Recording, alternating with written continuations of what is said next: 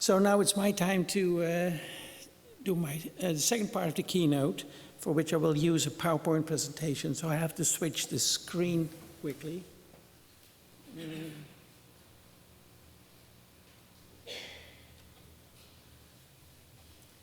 And I called my presentation Unexpected Gold Mines, and it is about the history of our Big History course. So what I'm planning to do is give you a little bit of an overview of what happened from the beginning of our course until a certain point in time. And then I want to present, if time permits, some of the, at least one example of empirical observations that you can do while teaching Big History. What I've learned is that for every phase of Big History, whatever you're teaching, the beginning of the universe or informatization, everything in between, you can engage the students in empirical observations that are enlightening and can be put in a wider perspective. And I've been developing a whole range of these things. I'm not going to talk about all of them, but if time permits, I will show you one. But let's first start with this picture. This is, as you can see, almost 24 years ago in the same place here. I was standing here defending my PhD thesis, and I basically just had received it, and Joop was my supervisor. So that was 6 months before we started the Big History project. So now we find ourselves here doing a dual keynote. We never thought that would happen. We never even considered it, I'm sure. Anyway, well, this is how it started. This is a picture from the first course. Basically, we had cobbled together a syllabus by asking all the contributing lecturers to suggest some literature, so we put it all together in the syllabus. Just like David had done in Australia, we used your syllabus, David, and we had adapted to our own possibilities. And this is what the first course looked like. And this was actually, these were the first 2 pages that formed the basis of our proposal. We went to the Board of Governors because they were the only ones who might provide some money to do it. This was my office at the time, so that's how it all started, with 2 pages of text that we composed together, right? After you had come back from Australia, you asked me to participate. And then we got this publicity from the university weekly folia, that the super lectures. And of course, there were no interdisciplinary lecture series. Nothing of that kind had existed yet. So we were extraordinarily fortunate to get that publicity, because we were wondering, would we get 30 students perhaps? You know, if you're very lucky, 50 or something like that. That's what we were thinking. Turned out that we got more than 200 for the first series. And here you see some of our lecturers. This is Ed van den Heuvel, the astronomer, explaining Big Bang cosmology. He was a very major supporter. He was very, very energetic also in helping us to convince the Board of Governors to do it. Without him, it might not have worked as well. A really, really great support and an excellent teacher. And it's Harry Priem, who's present here now, and I'm sitting doing a most wonderful lecture on geology and life as a combination. And you have to realize, we invited all these teachers, we had no clue what they were going to say. No clue. So, and it was all a major adventure. And here you see Fred Schramm from the United States, who was doing a great lecture on biology. This is our paleoanthropologist, John de Vos, who basically came to the lecture hall with a big plastic bag, and turned out that he had all these skulls in there they put on the table one by one, and explained what he thought about the evolution of early humans. And we had Adriaan Kortland, that's a story all by itself, who basically told us about experiments and how early humans might have defended themselves against the big animals, and a lot more than that. Louise Fresco told us about the rise of agriculture. Bart Tromp, who told us about Wallerstein's world system and the expansion of Europe. And this is Jona Oberski, who gave a lecture on this emerging self-organizing network worldwide that actually connected computers, and there were things like websites where you could go to. And the White House had a website, really interesting. That's the kind of things they were telling. I mean, so that was happening. We didn't have any email yet. We did everything by letters. We had computers, of course. We printed the letters, sent them, and waited for responses. And Bram de Zwaan, a sociologist who did a great lecture on the world language system, and Lucas Reinders, our environmentologist, who basically gave a wonderful overview of, let's say, the history of humanity from an ecological point of view. And some of these lecturers are still participating in our course 20 years later. So that was, for us, it was the most wonderful education, because we learned a lot from the lectures, and I think we may have learned even more after the lectures, because we went for drinks and we started discussing it, and suddenly we had the opportunity to talk with all these people that you might never meet, and ask them all kind of questions and explanations. And by doing that year after year after year, we became sort of self-educated and to some extent knowledgeable in their fields. Of course, you always remain outsiders, there's no doubt about that, but perhaps to some extent knowledgeable outsiders. And of course, we learned a lot by reading many of the suggestions. So that was a huge project of self-education and collective learning, if I may use that term, David, that turned our big history course into some form of success. And of course, we had guest lecturers, and one of them was David. He was an early visitor. And I'd like you to listen to what he had to say 20 years ago.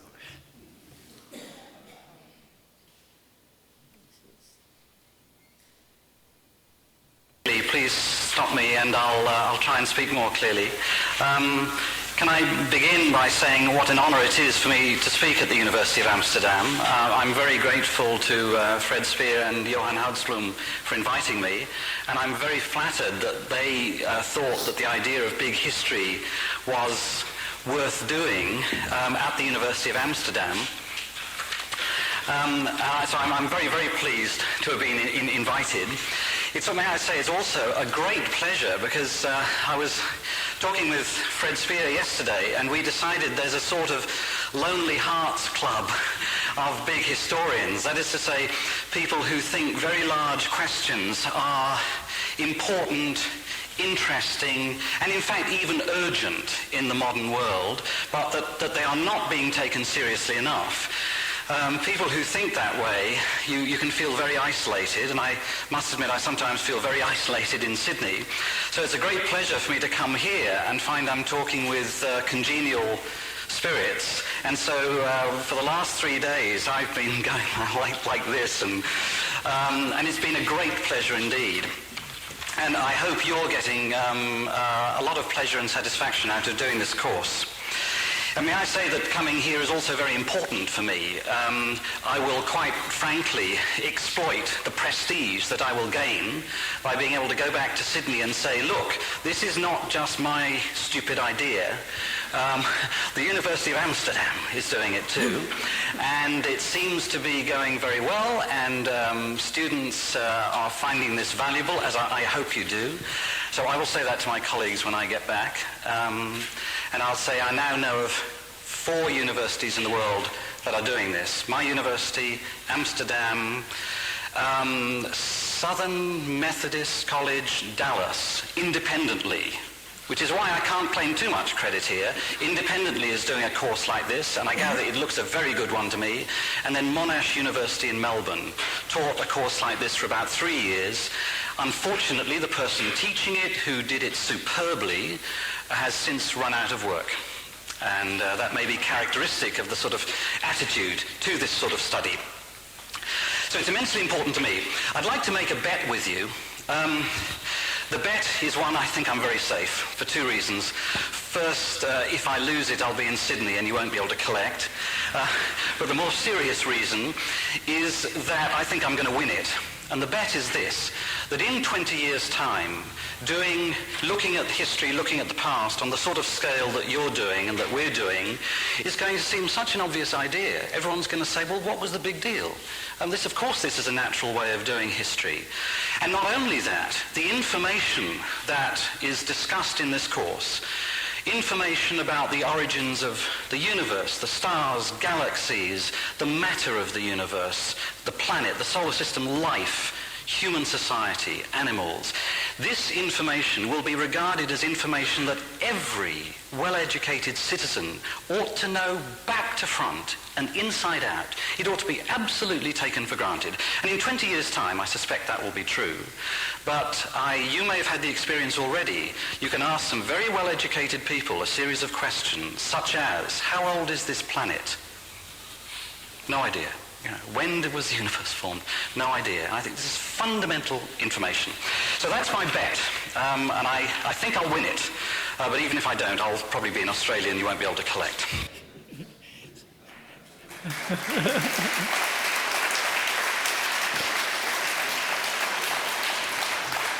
So David, it's now 20 years later.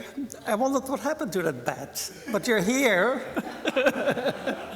So, okay.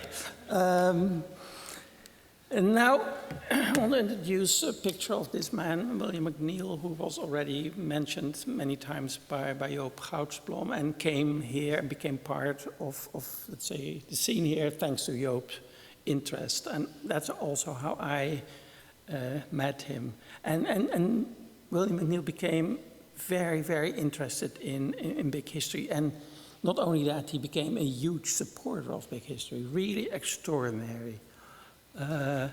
So we were very, very fortunate to have this absolutely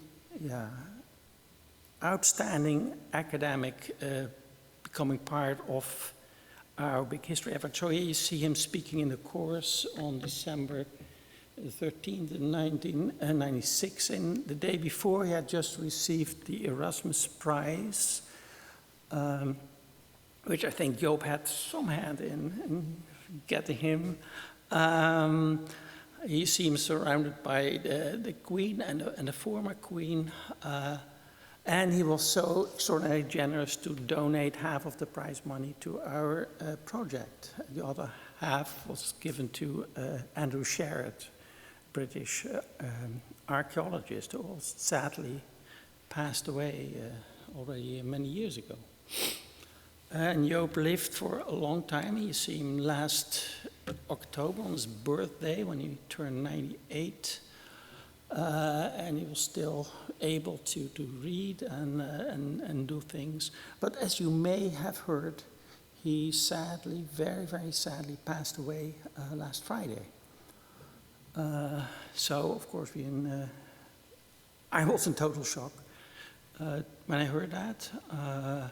He was in the presence of his youngest son, Andrew. And we've been thinking about what to do. So we have added a special session on his work and on himself on Saturday. It will be on Saturday at 11 a.m. And it is now in the revised version of the program that you can find online. So you're very welcome to attend if you want to know more about him. We're doing that together with David Christian. And I would like to honor this. Without William McNeill, I think our lives would be very different in big history, but also more in general because of the influence that Joop was talking about. Our views have changed so much thanks to this man. So what I would like to do is let you hear a fragment of his lecture in our course, how he started, and then I'd like to observe 1 minute of silence for him. So I'll first, so after he's finished speaking, I'd like 1 minute of silence, please.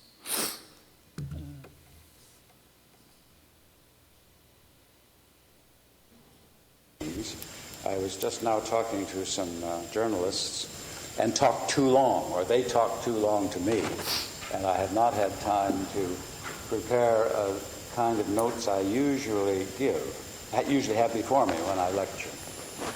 In preparation for the Erasmus Prize, I wrote a couple of essays, both of which are translated in that collection that was printed just, I think, about a week ago.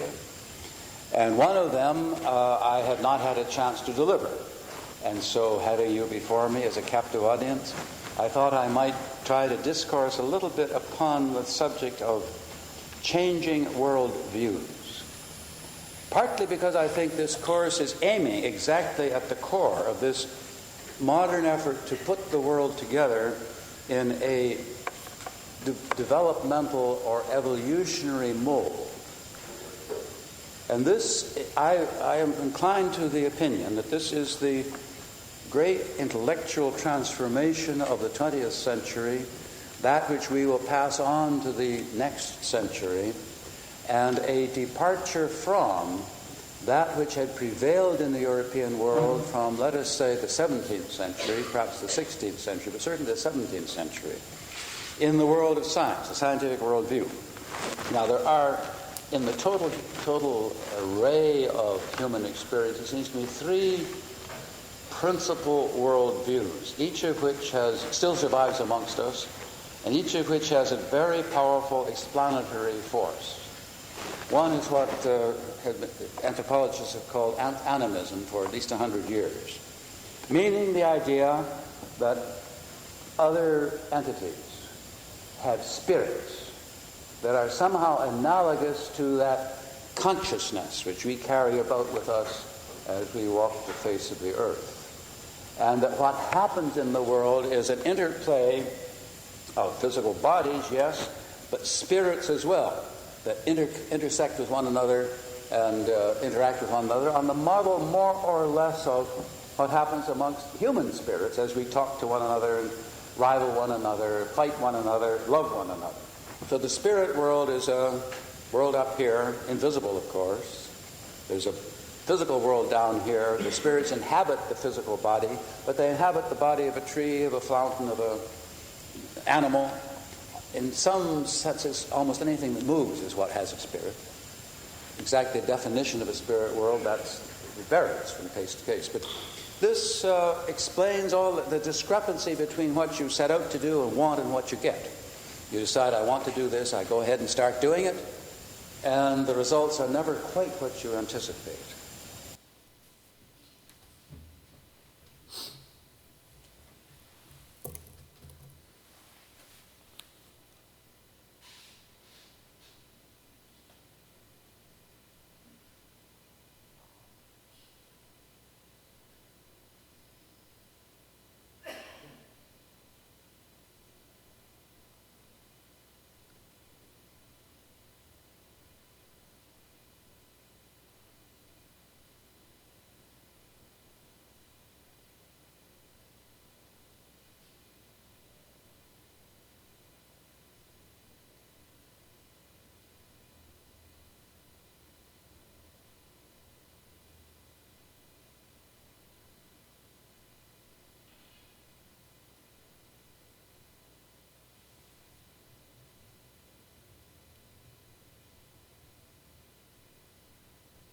Thank you very much for doing that. I'd like to continue now on a bit of a lighter note.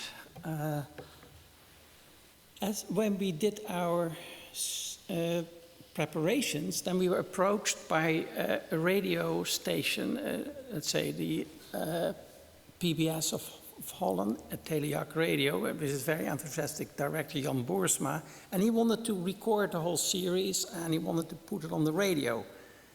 And as you know, we didn't have a clue what was going to happen, so we were very much in doubt whether that was a good idea, actually. But then he was so forceful and enthusiastic, Jan Boersma, that we decided, okay, we're going to do it. So they recorded a few sessions, and then we had to go to the studio to make the other recordings, and they actually put it on the radio for 2 consecutive years, and also put it on the Dutch World Service, which existed still at the time. And as a result, we earned some money, and we used that money to invite guest lecturers, and these are among the first guest lecturers that we invited. Dennis, who's sitting over there, became a great friend, and Arturo, who most wonderful lecture on the history of silver and the importance of silver for the emergence of let's say, the modern world. And I still feel very much indebted for those ideas, which have become mainstream now, but at the time they were not yet. So that was a wonderful experience. And also invited Eric Chasen. By that time, the internet had evolved more or less as a force in the sense that you could actually go online and try to find out things. So I happened to be in California at the time, and I started searching Amazon secondhand book service to see what kind of books I could find that might resemble big history. And I found him, And then I could even find his email, so I wrote him and then invited him to the course, and he was so kind to come. He gave a wonderful lecture. I could also have all these recordings, but I'm not going to do all of them here right now. So that's, and then he was working on his book that became a classic, and he gave me the manuscript for my commentary. So that's how I became engaged in all of that. And I think then I emailed David and said, hey, that's interesting, and we should pay attention to that. And that's how his approach, I think, became part of big history. We also invited others like Milford Wolpoff, who had a very unorthodox view of human history at the time when everybody was thinking in terms of replacement of modern humans, replacing the Neanderthals, no intermixing at all. Right now that's very different, but he was thinking, yes, there had been intermixing, and he thought that there was a lot of evidence for that. So I thought it was interesting to invite him, and I don't think he has received the credit yet for the changed views. Also invited Emanuel Wallerstein and Akop Nazaretian from Russia, who had this psychological take on especially the history of violence, which is very interesting, and Václav Smil, with the energy specialist. So all these people came to the course and contributed, and as a result we also became familiar, became friends sometimes, and we could exchange our views, and that very much added to the value of the course, I think. Also, we started organizing panels at conferences, right, David? This was 1998, when we did one together with John Mears in Seattle at the IBHA, and I think that was well attended. I was basically telling the world, yes, we exist. There we are, but no more than that. And here you see David trying to do some missionary work. I'm not really sure whether that ever succeeded, the Edmund Burke, you may remember that. But that was part of the deal. We're constantly basically doing our missionary work. We're still doing it, but now there are more of us doing it. We also started to organize interdisciplinary panels. Here you see a panel with David and Eric, and also John Mears, who did the course in Dallas independently, and another astronomer, Tom Gearles. We did a panel in Boothbay Harbor at the Historical Society conference. So that kind of thing was happening. That's where Barry Rodriguez became involved, because he was from that area. And then another thing happened that I'd like to share with you. I had my interest in Peru. I'd done my research in Peru, and that was part of my PhD. And I went back in 1996 and later 1997. What you see here is a ceremony called Wilancha.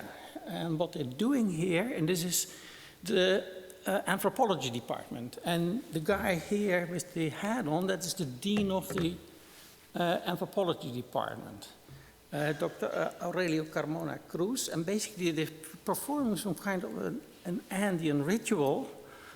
And in this way, they're trying to sort of make them feel we're a little more close to that world that surrounds them. I see it all as part of the changing power balances, of changing balance of power and interdependency in the line of Elias's thinking. And I'll show you what was happening. So I was sitting there, I was invited to participate, and what they're doing there is basically doing the ceremony. Then you get in some alpacas, you basically pour in a lot of strong liquor, and then you cut their throats.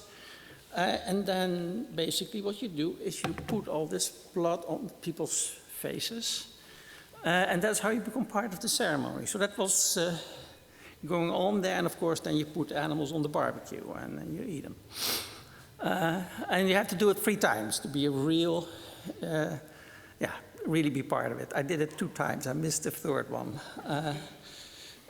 So I was doing that, and that's where I met a student from Eindhoven University, Arwin Hoekstra, and he was telling me about a lecturer there who also was doing some kind of grand overview stuff, Paula Perre. So that's how I decided to contact that guy and actually invite him to the course. So he lectured in our course, and he went back to Eindhoven, started talking about us. And that's how we got our Eindhoven University of Technology course going. And that's how Esther became involved, because she was from Eindhoven. So thanks to this chance meeting at this crazy ceremony in Cusco, Estek became involved. Let's put it that way. How about coincidence in big history? Anyway, so it also led to attempts, as you know, to systematize, to structure, and to some extent explain big history. I don't want to talk about it. I hope you know some of it. If not, well, you may learn about it later. It also led to totally unexpected meetings, interest from Russia, a really wonderful interest. Went to several conferences there. You see David B. and Akop standing on the bank of the Volga River near Dubna, remember?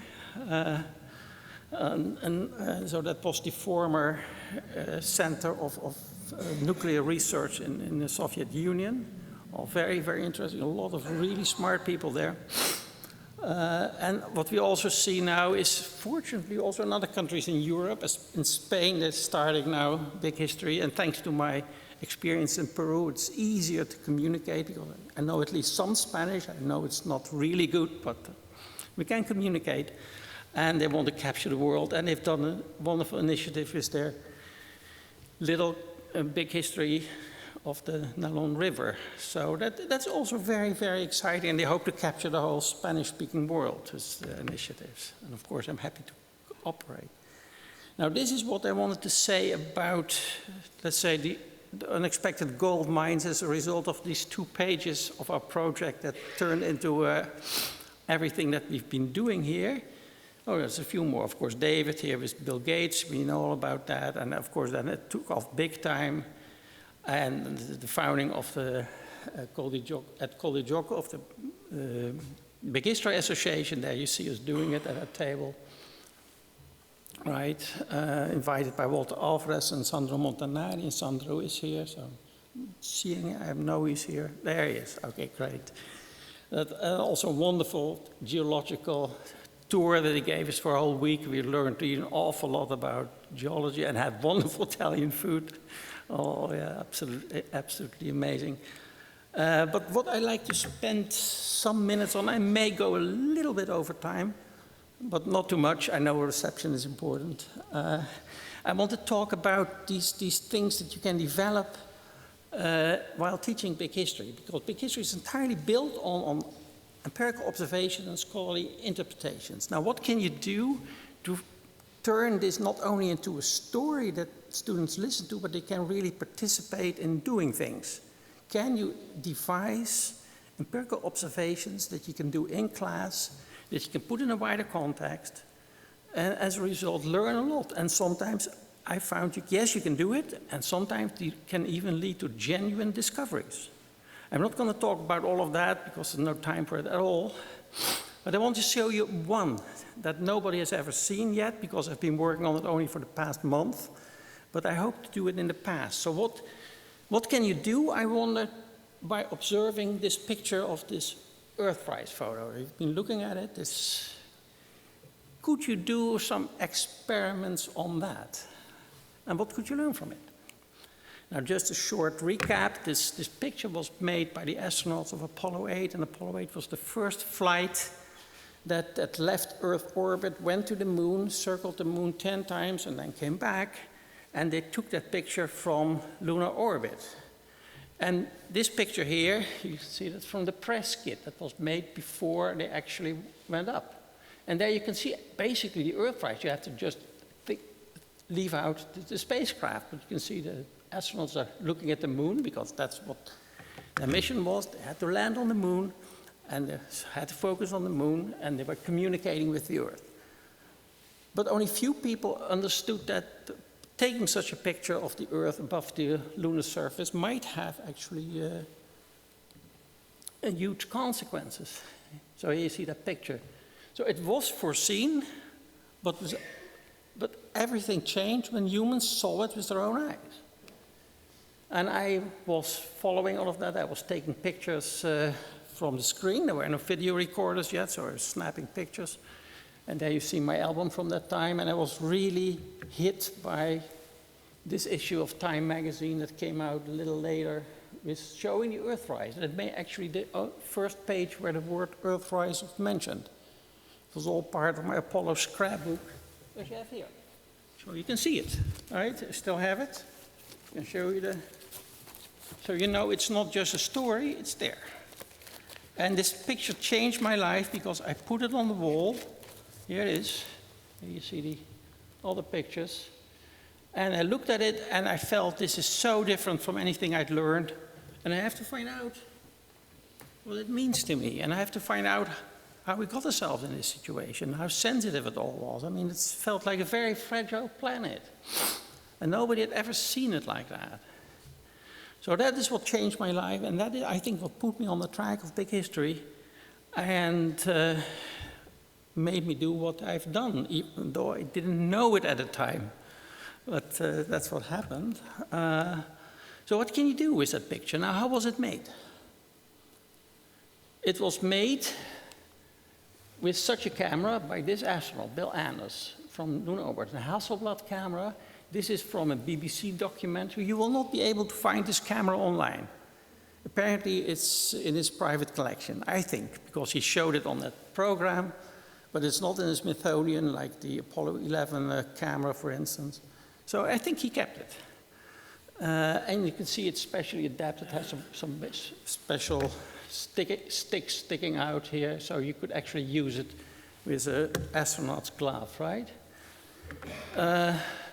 However, it was not made with such a lens. So what can you do to find out what happened? It was made with a telelens. It was actually made with such a camera. Here it is. This was the model that they actually adapted to their use, and this was the lens used, a big telelens, and that means that the perspective is different from what you would see with your own eyes.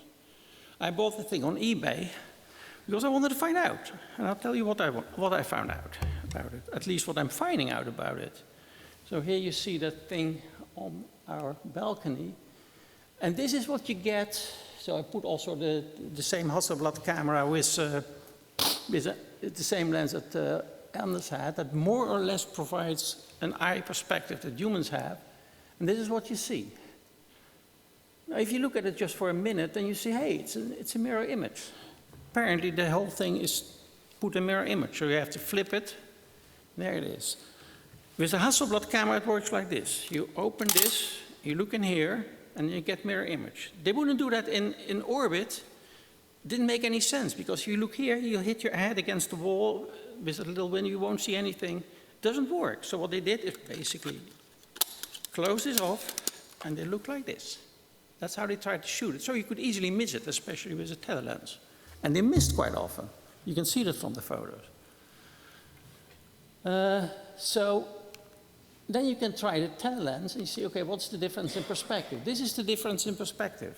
So it's considerable, right? So it's quite enlarged, the Earthrise photo. And that means that they didn't really see it the way it is depicted. It is different. Now, I haven't had a chance yet to check this with a lunar sunset. It's the only thing I can do from the window. So I used a lunar setting moon that I shot about a month ago, which was full moon at summer solstice, at least summer solstice here, which is very unusual. So I put in, let's say, one with a camera with some magnification on the right and with less magnification on the left, and I put in what the Earth would have looked like at that size. Basically, the Earth is 4 times as big in diameter as the Moon. So this is, to some extent, the difference, but I cannot be sure because I don't have the measurements exactly right. I need to do it with this camera, which I will do as soon as I can, and I'll report on that. But then you can also look at, hey, there's this book, Apollo 8, the NASA mission report. Now, as soon as you see it, you see that this is doctored, right? Because it's much bigger than it was. The distance here is less so. Very, very often this happens with this photo. It's been doctored so many times, so be careful what you're watching. And then I thought, hey, after I got this camera, I realized I can look at all the pictures that I have, and perhaps I can find this difference in their pictures. And yes, sure enough, you can find it. So this is the Earthrise as they photographed it, and this is with the other lens. And you can see it's a lot smaller. Obviously, such a picture would never cause a lot of furor. And you can wonder why this way. Well, that is what Anders said. This is how he viewed it. And the reason was that going around the Earth basically in more or less the plane in which the sun, the planets, and all the moons move, so the ecliptic. And it makes sense to say it that way, and that's how they photographed it. However, if you look at all the pictures, and this is a small selection of the pictures, then you can see sometimes it's like this, sometimes it's like this, sometimes it's even the other way around. So, of course, let's say orientation is very relative in space. So even there you have to be careful with what they're saying and how they saw it, because sometimes they did it this way, sometimes they did it the other way. And then you see here a number of Earth shots, and actually they shot at least 100 pictures of the Earth, none of which became important at all. So apparently it was this interesting contrast between the lunar surface and the shining Earth above it that made it so attractive. Well, this is some experiments you can do with it, but I think a lot more is even possible. But you can also wonder, how did they get into this camera? And that's an interesting story by itself. You have to go back to the earlier stage, the Mercury project, and this astronaut, Walter Schirra, who had actually bought a Hasselblad himself at a photo store in Houston, and NASA had it adapted to, let's say, space standards, and that's how he shot his pictures from space. So it was to some extent a personal initiative by an astronaut. And was he the first to do so? No, he was not. Actually, it was before him, there was John Glenn. It was the first astronaut who went into Earth orbit and orbited the Earth 3 times. And what happened there, basically, he bought a camera himself at a drugstore in Cocoa Beach. And then he said, okay, because I want to take some pictures, right? And NASA didn't even have a photo plan at the time. So they decided to adapt the camera and basically turn it around, added this handle to it, added some mechanism so you basically move the shutter, and actually they added a visor to it. So they made it, but in the end it was Glenn's camera bought at a drugstore in Cocoa Beach that actually did it. So what can you do with that? Well, actually it turns out that very similar camera I could buy on eBay for 10 British pounds. So that's what I did, this one. And so you can check it out. You can feel it, you can try it, and actually you can wonder whether it works. So let's try it. So I'm going to take a picture of all of you now with a Glenn perspective, I hope, if it works. It seems to be blocked. I hope at least one shot. If it worked, then I'll let you know, but it needs to be developed, of course. So what you can do, what I want to do with this camera is basically take it on a transatlantic flight, which is the closest I can get to that perspective, see what kind of photos you can shoot with it, and see how that compares. So these are kind of observations that you can do, and this is just an example. If you start looking at things, you can do any observations, you can ask any questions, and now a little bit of the wider context. Well, what it shows, for instance here, that when a project is in some kind of early uncertain phase and a lot of things are happening, then there's maybe a lot of room for personal initiative. If you just think carefully and follow your intuition. That is what Glenn did, that is what Schirra did, and that is how the photo plan developed by NASA. Obviously, photos would have been made. But here, personal initiative was certainly very important. I think we find ourselves in a very similar situation in big history. A very early stage, a lot of things are happening, a lot of room for personal initiative, I think. And it's still the case, I think. So there you can draw a parallel and you think, okay, if you grab your chance, you may do something of significance, perhaps. You can also start wondering about perceptions. You can wonder, okay, I've been talking about this small lens that sort of is the human perception, and the telelens, it's different. But what is human perception, actually? And to what extent does such a lens convey human perception?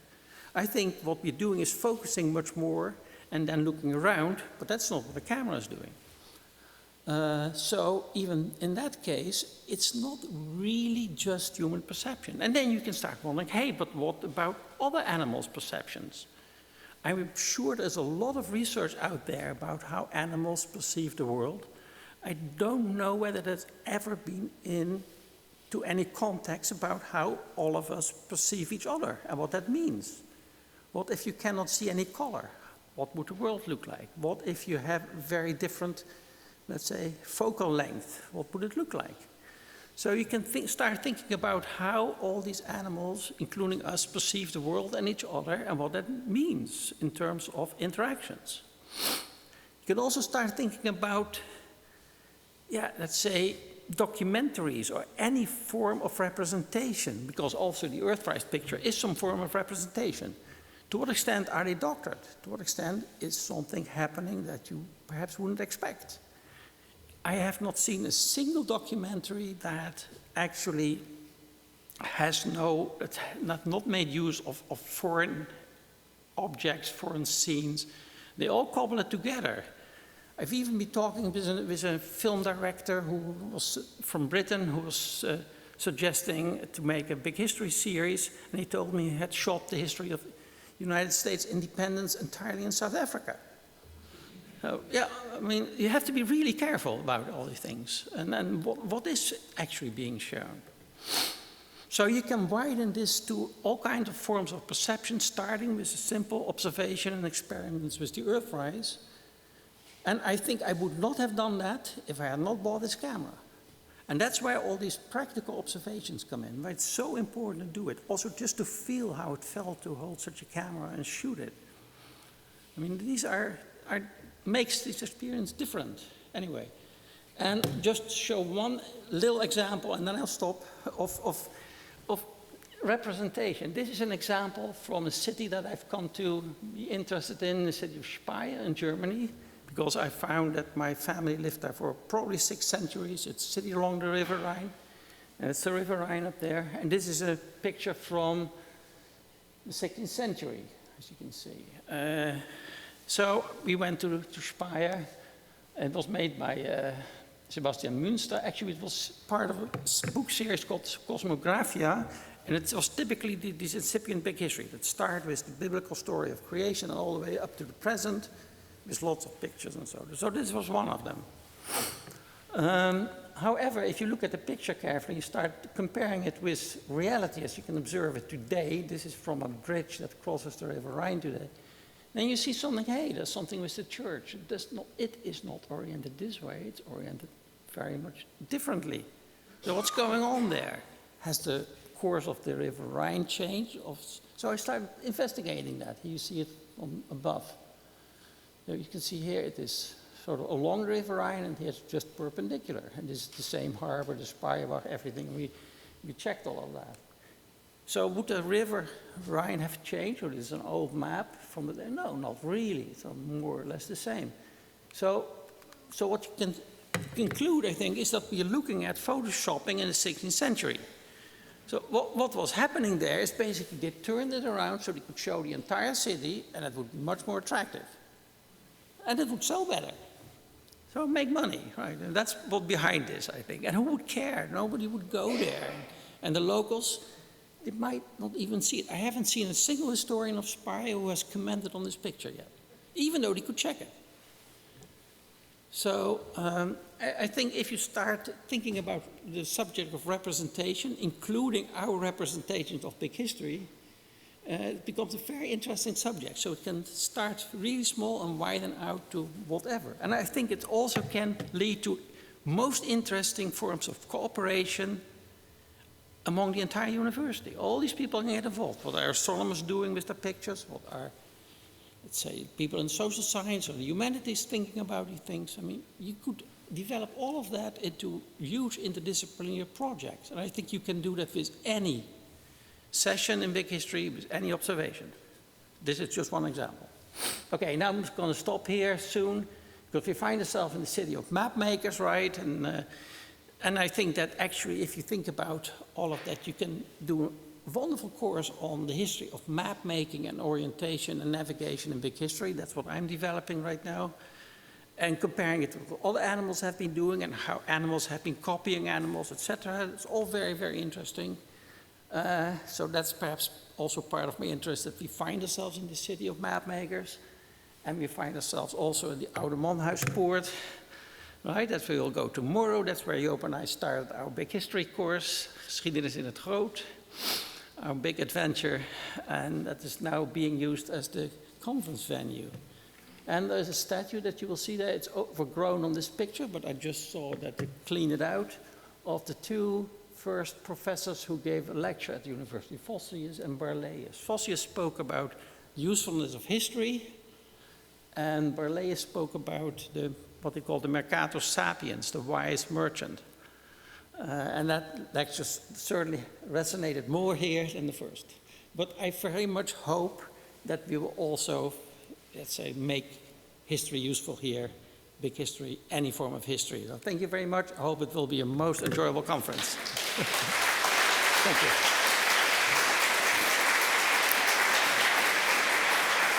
And now it is time for the reception. I think the reception is going to be over there, right? Oh.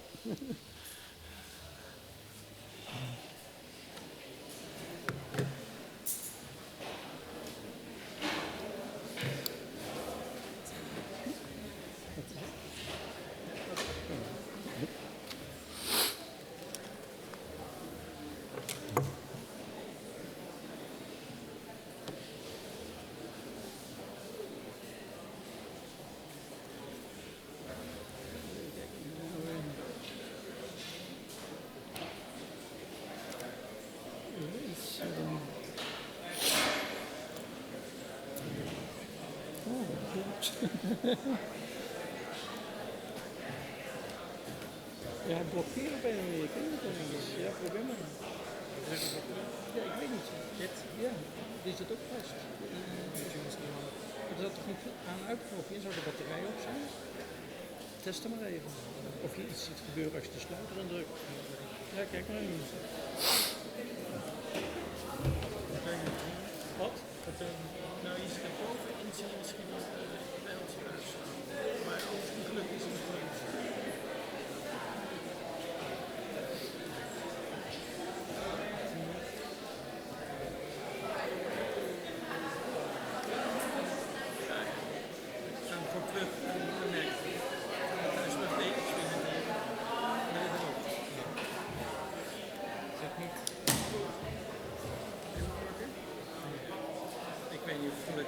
Maar ze hebben het punt al doorgegeven.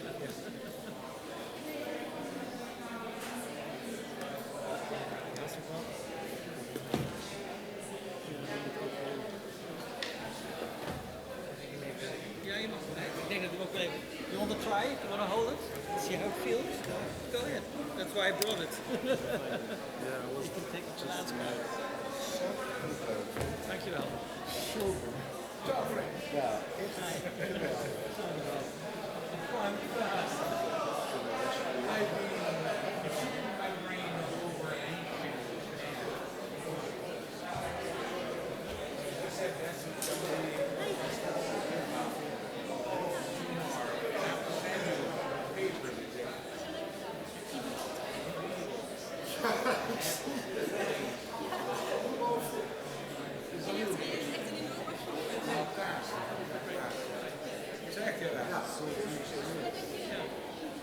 Heavy, of course, the space it couldn't weigh anything, but you had to get it.